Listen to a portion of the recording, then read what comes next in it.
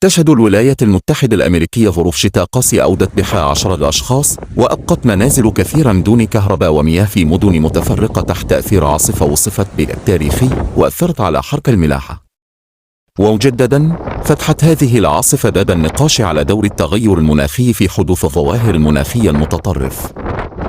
في بوفالو، واحد من أكثر المدن الأمريكية التي تشهد تساقطا للثلوج في البلاد، يتكاتف السكان للتغلب على ظروف الشتاء القاسي.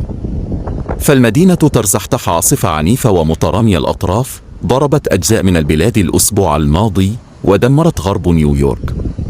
تقطعت السبل بالمئات في سياراتهم، وآخون علقوا في منازل مغطى بانجرافات طولها 6 أقدام السبت حسب ما ورد في تقرير سابق لأسوشيتد بريس. ونطاق العاصفة غير مسبوق تقريبا، وامتد من منطقة البحيرات العظمى بالقرب من كندا إلى ريو غراندي على طول الحدود مع